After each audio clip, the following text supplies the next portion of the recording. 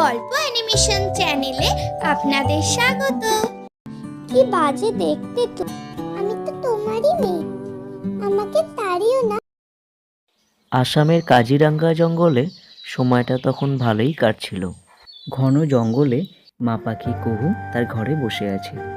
কিছুদিন আগেই কুহু 3টি ডিম পেড়েছে। আর কিছুদিন পরেই আমার ছানা পাখিগুলো ডিম থেকে বেরোবে। জানিস, আমি তোদের 3জনের নামও ঠিক করে রেখেছি।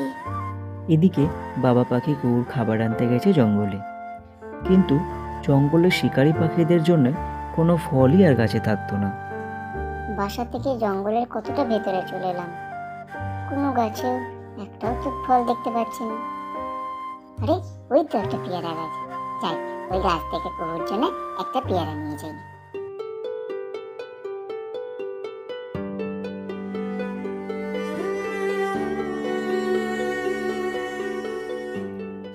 বাবা পাখি পেয়ারা নিয়ে গিয়ে কুহুর হাতে দেয়। যদি আমি জানতাম তুমি অনেক দূরে গেছো ফল আনতে, তাহলে আমিও যেতাম তোমার সাথে।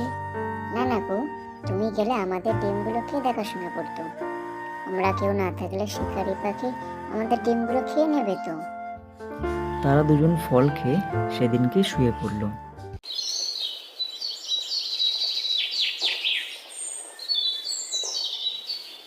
পরের দিন সকালে কুহুর ঘরের সামনে আশপাশের সব পাখিরা এসেছে কুহুর 3টি ছানা পাখি দেখতে। কিন্তু তারা সবাই দেখে একটা ছানা পাখির গায়ে কোনো লোমই নেই। কি বাজে দেখতে! এই দেখে বুলবুল মাসি বলে, এই বিচ্ছিরি দেখতে পাখির ছানাটা এখানে কি করছে? তাড়িয়ে দাও এখান থেকে। এই তুই কে রে? কেন তুই আমার বাসায় বসে আছিস? আমার আর একটা ছানা কোথায়? কি বাজে দেখতে তুই! যা তুই এখান থেকে চলে যা। তুমি এরকম বলছো কেন মা? আমি তো তোমারই মেয়ে, আমাকে তাড়িও না। আমি তো ছোট, আমি এখন কোথায় যাব? আরে আরে, ওর কথা শোনো না তুমি কুহু, নিশ্চয়ই কোনো শিকারি পাখি এসে ডিমটাকে বদলে দিয়েছে। ছোট ছানা পাখিটা কাঁদতে কাঁদতে মনের দুঃখে জঙ্গলের দিকে চলে যায়। কুহু তার 2 ছানাকে নিয়ে জঙ্গলে খেলছিল। তখন ও মামা, আমাদের দিদি কোথায় গেছে? ওটা তোদের দিদি না রে ছানারা, তোরা এখন খেল। মা, আমরা সেদিন দেখলাম তো তোমরা দিদিকে তাড়িয়ে দিলে। দিদি এখন কোথায় বলো তো? আমাদের যে দিদির সাথে খেলতে ইচ্ছে করে।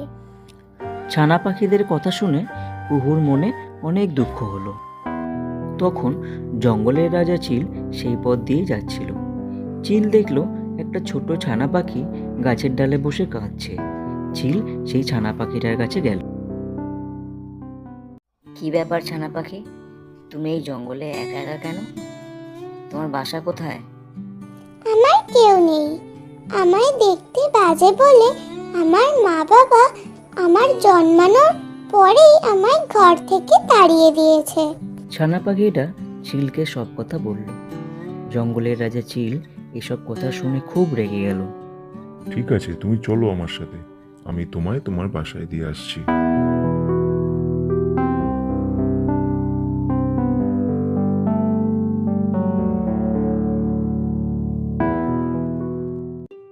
আমি সব শুনেছি ওর থেকে।